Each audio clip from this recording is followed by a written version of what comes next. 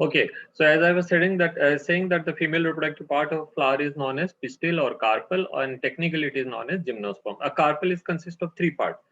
The topmost, that is the external part, which is most prominently visible from outside, that is called stigma. Then there is a long slender tube that is called style, and then a basal swollen part that is called ovary.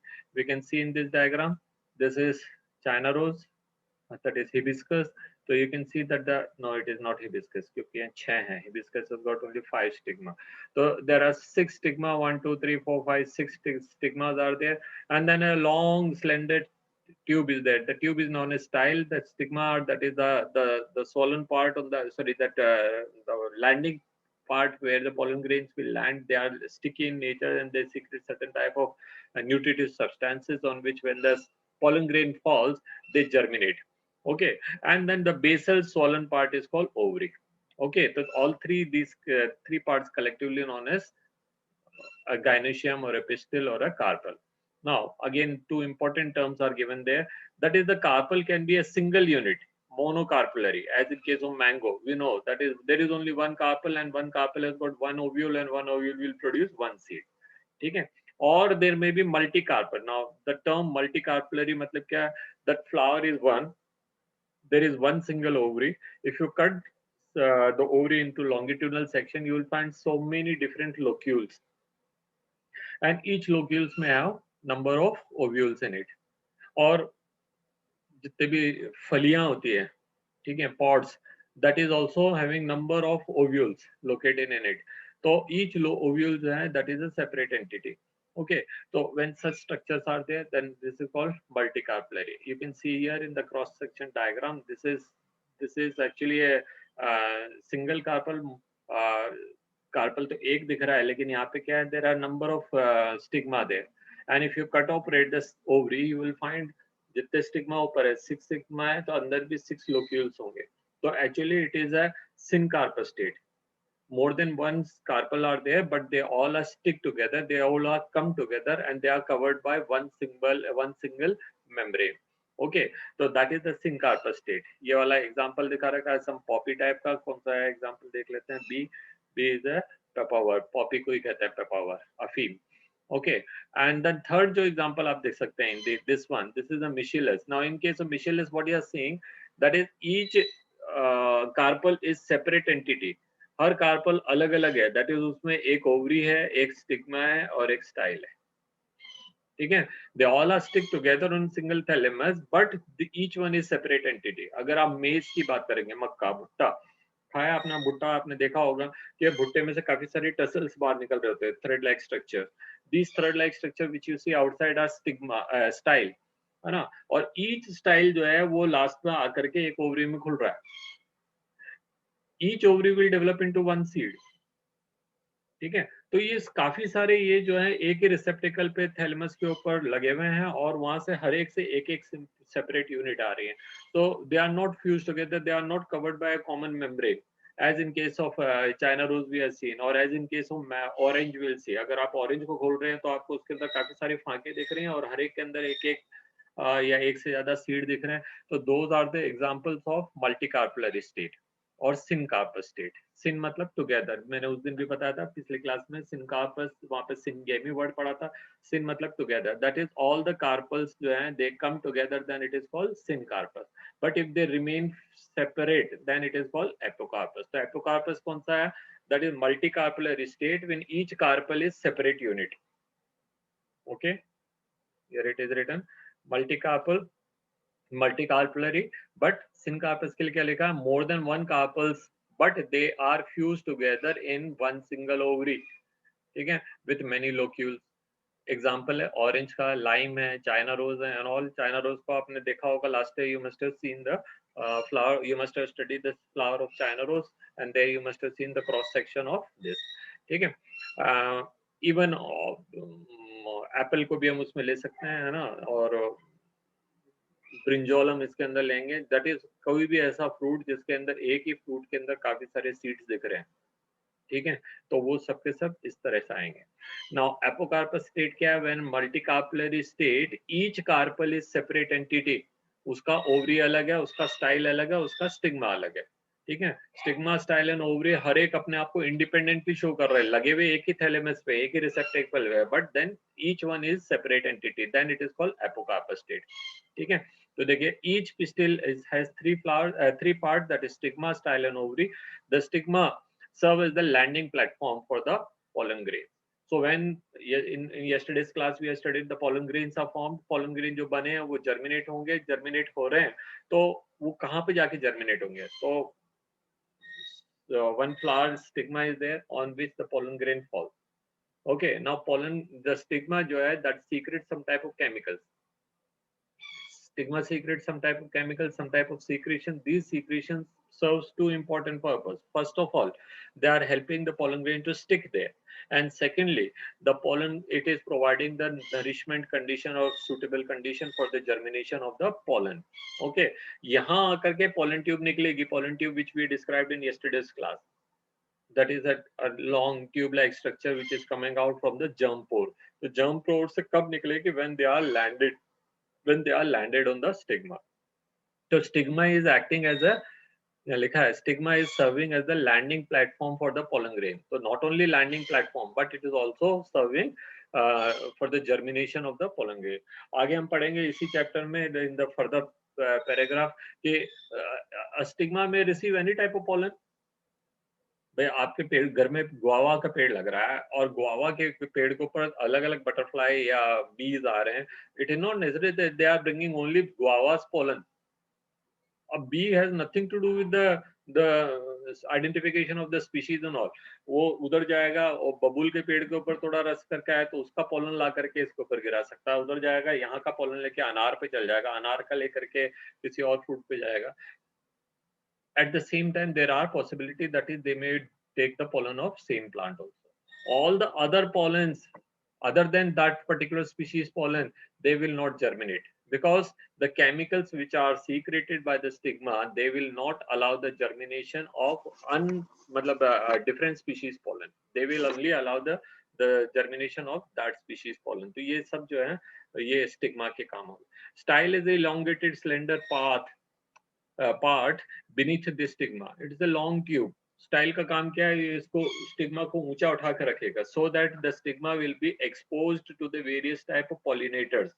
Now pollinator can be bee, it can be butterfly, it can be any other type of insect. Sometime it can be langoor, sometime it can be garden lizard, it may be squirrel, it may be some other type of moles, or it may be some type of abiotic agent, maybe wind or water, whatever.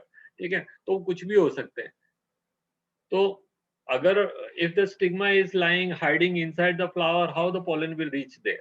So style is only an elongated slender tube which is holding the stigma, exposing the stigma to the external agent so that the pollen can reach there. Okay. इतनी लंबी, ज्यादा लंबे हो जाने पे नुकसान भी है because the pollen tube will have to form such a long tube. Now you might have seen some of the flowers style.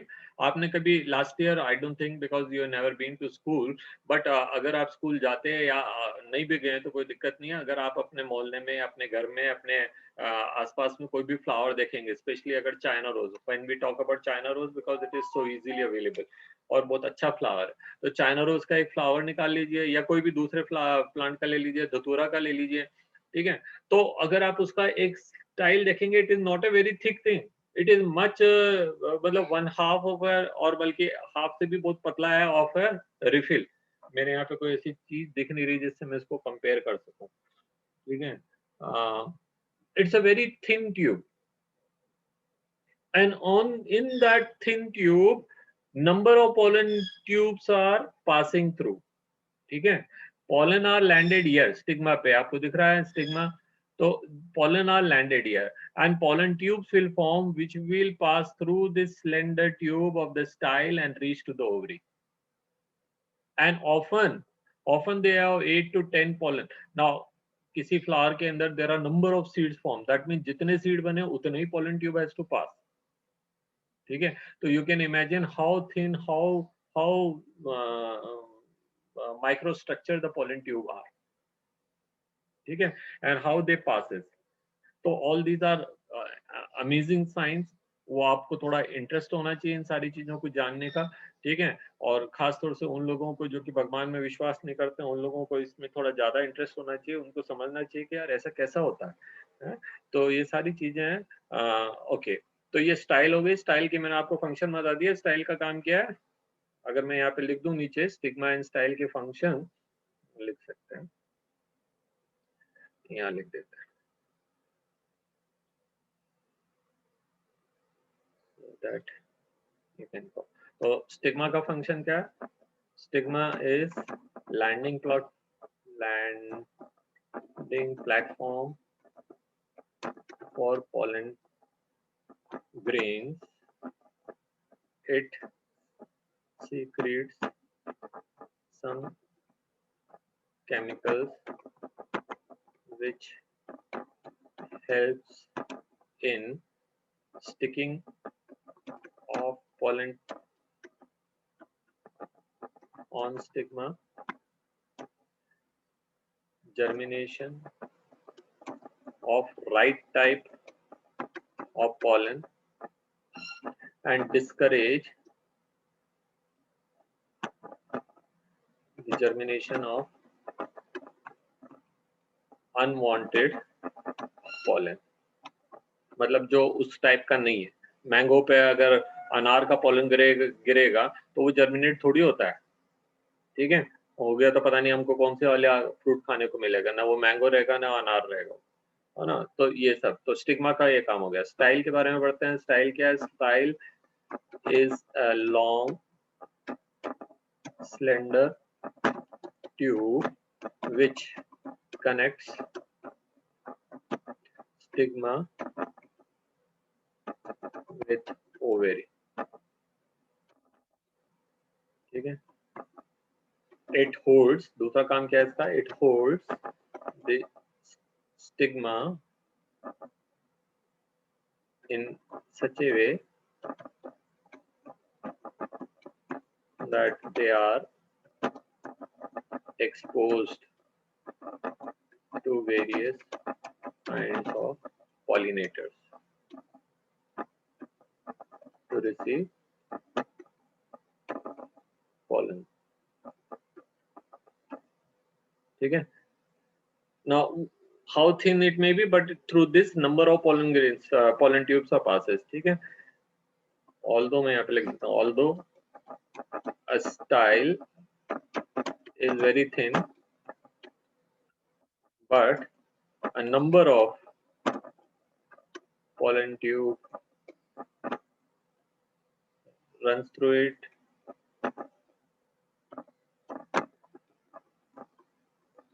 to fertilize the ovary या ओवा कहते हैं, ठीक है। तो स्टिग्मा इन स्टाइल आपको समझ आ गया। नेक्स्ट बात करते हैं ओवेरी के बारे में। ओवेरी क्या है?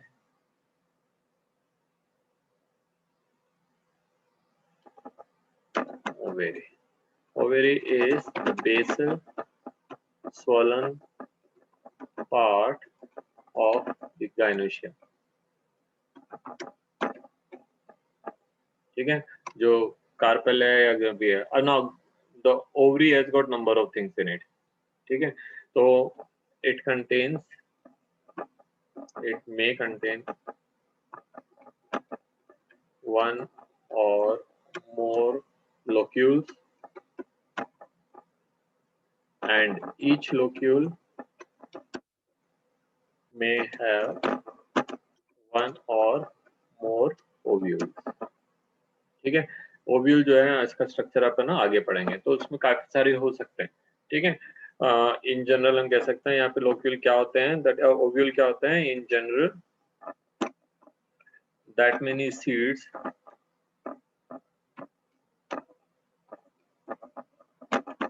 are formed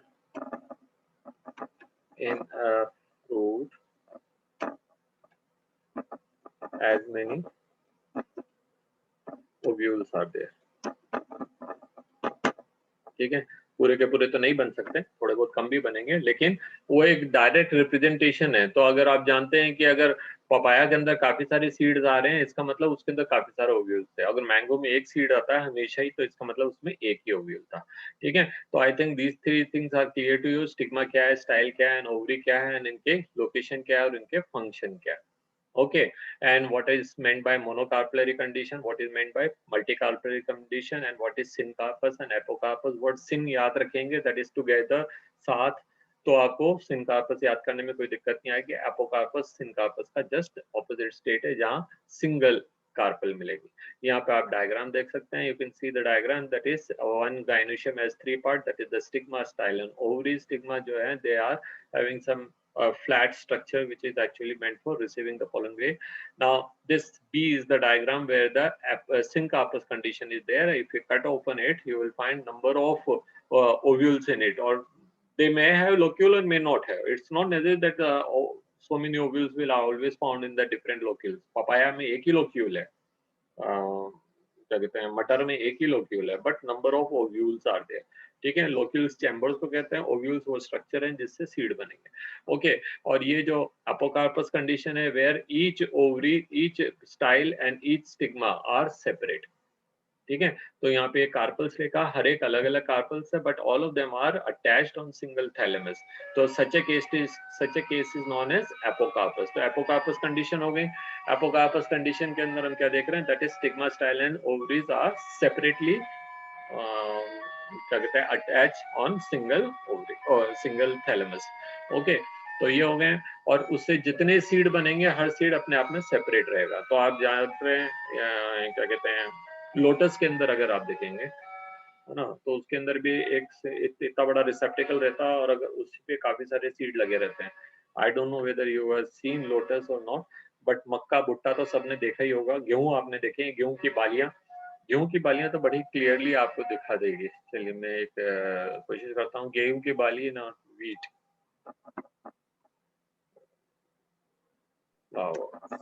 चित्रांशी के पास है, वो लाई थी एक दिन क्लास में। गेहूं की, हाँ लेकर आई थी ना उस दिन। तो यहाँ देख सकते हैं हम,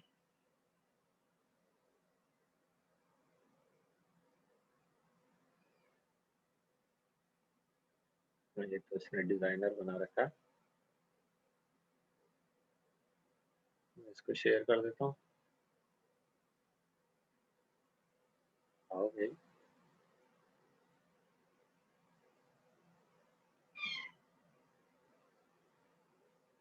okay, let me share this picture.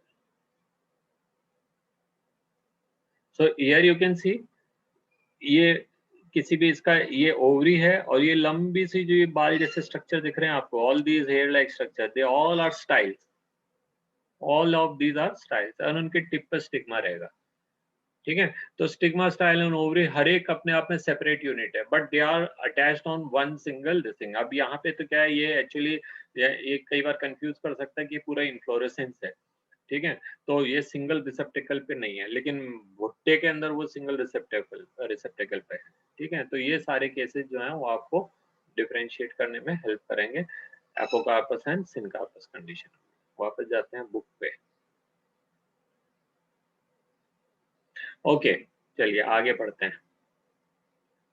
Class 11th, arising from the placenta, the megasporangia, commonly called ovules. The number of ovules in an ovary may be one, as in case of wheat, वो हर एक carpel अपने आप में अलग अलग है। Paddy and mango, इनमें एक एक ही रहता है। Many in papaya, watermelon and orchids. ज्यादातर फ्लावर्स विच वी सी और ज्यादातर fruits which we see around us, they got more than one seed. तो हर एक जितने भी आपको सीड दिख रहे हैं, they are direct representation of number of ovules. ठीक है, बात करते हैं मेगास्पोरेंजियम, दैट इज ओव्यूल। ठीक है, तो फीमेल रिप्रोडक्टिव पार्ट का जो फंक्शनल पार्ट है, जहाँ पे कि फर्टिलाइजेशन होगा, वो तो ओव्यूल के अंदर है। ठीक है, और मैंने आपको पिछली क्लासेस में हर बार बताया कि ovary is the female reproductive structure, ovule is the female gametophyte, and female gametophyte has got number of different type of cells. ठीक है, उसके अंदर कई तरह की सेल्स होती हैं, उन सारी सेल्स के उनका स्ट्रक्चर के बारे में हम पढ़ते हैं। Let us familiarise ourselves with the structure of a typical gymnosperm ovule. Ovule is a small structure attached at the placenta by means of a stalk called funicle. Okay, अगले page पर एक diagram है, उसको देखते हैं। पहले ये वाला डायग्राम आपको कंफ्यूज करेगा इससे पहले।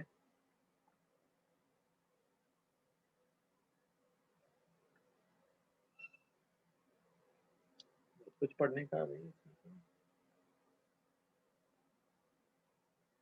ओके, ये वाला डायग्राम आपने पहले पढ़ा हुआ है क्लास 10th में, है ना? ये जो स्ट्रक्चर दिख रहा है ऑरेंज कलर का एक यू लाइन के अंदर, दिस इज एक्चुअली इसकी जो सेंटर में दिख रहा है that is an ovule.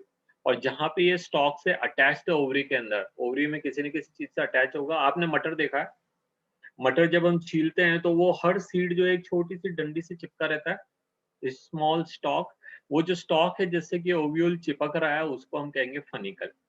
The stalk is known as funicle. Okay, तो दिस इज अ फनिकल। चलिए हमारे यहाँ के इस वाले डायग्राम में भी देख लें फनिकल कहाँ दिखा रखा है इसने। ये उल्टा दिखा रखा है, तो ये फनिकल है। This is the funicle, the attachment. Okay, this is the attachment that is called funicle. Now this particular structure जो है यहाँ से लेकर के यहाँ तक, इसको हम ओव्यूल कहेंगे। इस लाइन के अंदर अपना चलिए क्या रेक्टेंगल बना देता है, अदरवाइज आप देख लीजिए यहाँ से लेकर के यहाँ तक का जो स्ट्रक्चर है इसको ओव्यूल कहेंगे। And inside the ovule this is embryo sac. Okay, okay, now बात करते हैं जिस जगह पे ये जो यह funicle is attached to the ovule, उस जगह को हम कहेंगे hilum. The hilum is the attachment, point of attachment. मटर, आपने राजमा देखा है, द सीड ऑफ राजमा, और you might have seen beans. तो बीन्स का जो सीड होता है उसमें एक एक स्कार बना रहता है।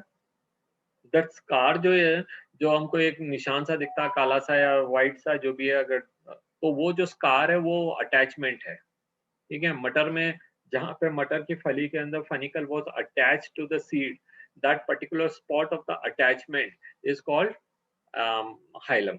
ओके, ओके, अब यहाँ पे बात करते हैं। एक छोटा सा ओपनिंग रहेगा, that opening is called micropyle. तो हमने हाइलम पढ़ा, हमने ये हाइलम अटैचमेंट है, हमने फनिकल पढ़ा। The micropyle is the opening through which the pollen tube will enter into the ovule. Okay, then micropylar pole, इसके दो एंड होते हैं, उनको हमने नाम दे दिया। जिस साइड में माइक्रोपाइल ओपन हो रहा है that side is known as micropylar, and the other opposite to is the chalazal pole. ठीक है, the side where the micropyle is there, 1 minute।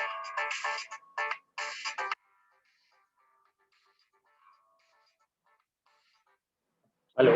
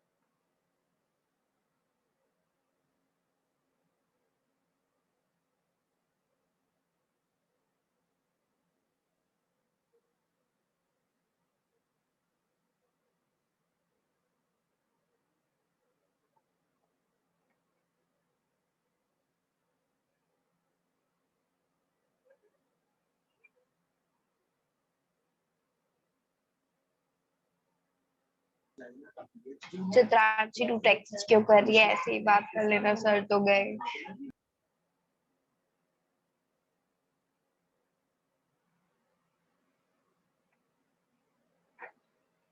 Okay, 3 minute की हो गई थी।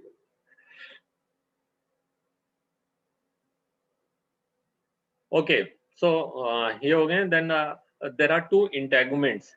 There are two integuments. Integuments क्या होता है? That is a covering. Okay, तो अगर आप कोई भी फ्रूट खाते हैं, चना खाया आपने भूंगड़ा, तो चने की भूंगड़ी के ऊपर जो छिलके दिख रहे हैं अपन को, वो ये इंटेगुमेंट सूखने के बाद वो पपड़ी सी बन जाती है। ठीक है, तो they will be form. Now integument can be hard और they can be soft enough, जैसे भी है वो अलग अलग रहेंगे। जब आप राजमा छीलते हैं, राजमा की सब्जी खाते हैं, तो उसके ऊपर वो छिलके जो उखड़ जाते हैं बड़ी आसानी से, they are the part of integument. तो integument has two layers, that is the outer one is outer integument and the inner one is inner integument. And then this is the nucellus. Nucellus is the cells जो diploid sales रहेंगे, और उन्हीं में से किसी एक cell जो है that will be acting as a macrospore mother cell and that will be going for the further development. तो ये सारी चीजें मैंने आपको डायग्राम से दिखा दी है। Let us familiarize ourselves with the structure of a typical angiosperm ovule. The ovule is a small structure attached to the placenta by means of a stalk that is called funicle. So funicle is just a stalk. The body of the ovule fuses with the funicle at the region of hilum. तो मैंने वो बताया, जो राजमा के ऊपर आपको scar मिल रहा है या बीन के ऊपर जो आपको स्कार मिल रहा है या मटर के ऊपर जिस जगह पे वो अटैच है वो हाइलम है। Real life you can see, है ना, जितने भी आपको, आप कभी भी कोई फ्रूट को या किसी भी चीज को खोलते हैं तो आप उसको एज ए कंसिडर करिए एज ए बायोलॉजिकल एजेंट। ठीक है, बहुत हो गया जब तक आप इनको साग सब्जी और इन चीजों के हिसाब से देख रहे थे, अब उसको थोड़ा बायो के हिसाब से देखेंगे तो you will be familiarizing with them and you will be coming to know कि ये क्या चीजें हैं। That is the difference is between a scientist and an ordinary man. Scientist क्या होता है, वो हर चीज के अंदर कुछ साइंस ढूंढता है। ठीक है, तो एप्पल तो पहले भी गिर रहे थे पर न्यूटन साहब को उसके अंदर भी साइंस देखिए, तो that is the difference. Okay, this hilum represent the junction between the ovule and funicle, क्योंकि वो स्कार है वो चिपका रहा है वहां पे। ठीक है, ईच ओव्यूल हैज वन और टू प्रोटेक्टिव एनवेलप्स। ठीक है, उनको हमने एनवेलप को हमने क्या कहा है, इंटेगुमेंट्स। ये integuments will form seed coat. The integuments will form seed coat. Okay, जो सीड के ऊपर मिलेंगे, जैसा अभी मैंने आपको चने के केस के अंदर बताया, राजमा के केस के अंदर, same is with any other fruit. ठीक है, बट चना और राजमा में बड़ी आसानी से दिख जाता है, हम इनकी सब्जियां खाते हैं, थोड़ा सा मसलते हैं तो छिलके छिलके से बाहर आ जाते हैं वो। Integuments encircle the ovule except at the tip where there is a small opening. तो small opening जो है उसको हमने कहा माइक्रोपाइल, और माइक्रोपाइल वो जगह है through which the pollen tube will take entry into the ovule. Okay, now micropyle एक साइड में मिलेगा तो इसका जस्ट ऑपोजिट 180 डिग्री पे, तो दूसरा साइड का एंड है उसको हम चैलिजा कहेंगे। तो ये माइक्रोपाइलर एंड है, तो opposite to the micropylar end is the chalaza. ठीक है, representing the basal part of the ovule. Now यहाँ पे आपको ये जो ओव्यूल है ये उल्टा दिख रहा है ना, यहाँ पे लिखा हुआ भी है diagrammatic view of anatropous ovule. अगर ये उल्टा लटक रहा होगा तो आप इसको एनाट्रोपस कहेंगे। जनरली ये सीधे होते हैं पर डायग्राम बनाने वाले ने छांट करके बनाया है। Anyway that term also had to be introduce, so उसने ऐसा बनाया। ओके, तो ये सारी चीजें हो गई हैं। नाउ बात करते हैं enclose within the integument is the mass of a cell called nucleus. तो शुरू में सारी 2n सेल्स थी, जैसे वहां पे अपन ने क्या कहते हैं स्पोरोजेनस टिश्यू कहा था, वैसे यहाँ पे जो सेल्स हैं उनको हम क्या कहेंगे, nucleus cells. Cells of the nucleus है अबंडेंट रिजर्व फूड मटेरियल, खूब है इसके अंदर। Now located in the nucleus is a embryo sac और अ फीमेल गैमेटोफाइट, उन्हीं में से डेवलप हुआ है और उसको आप क्या कह देंगे, एम्ब्रियो सैक और a female gametophyte. An ovule generally has a single embryo sac formed from the megaspore through reductional division।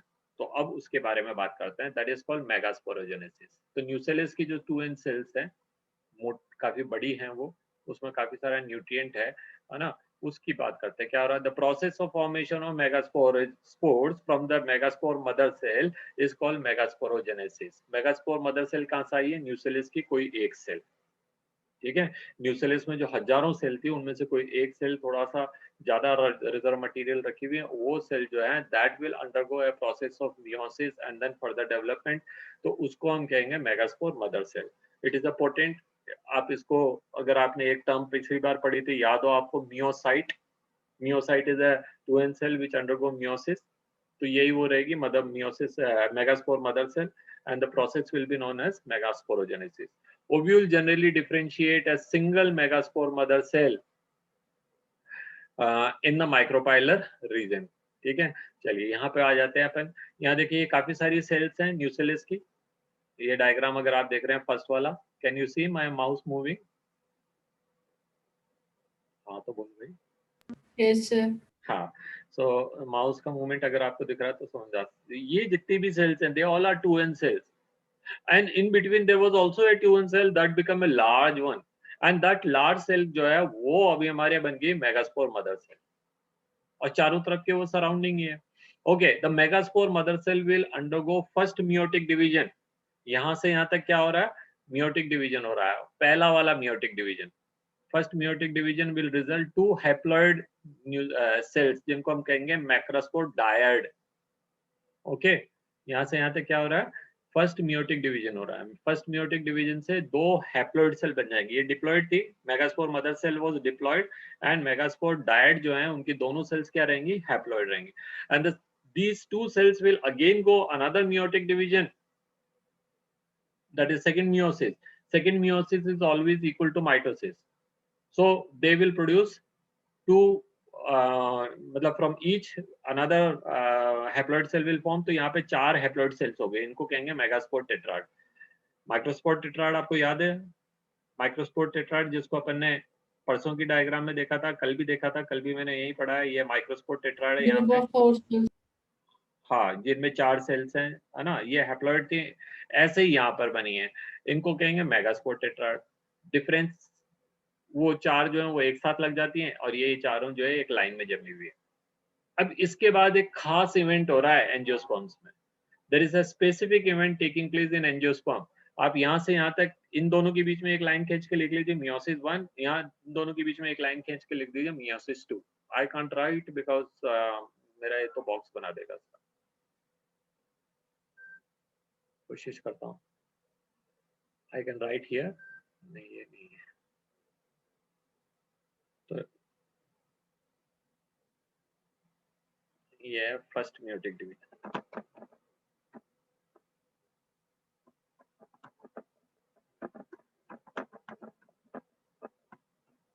resulting to haploid megaspore। ठीक है, दूसरा मियोसिस यहाँ होगा, सेकंड मियोटिक डिवीजन,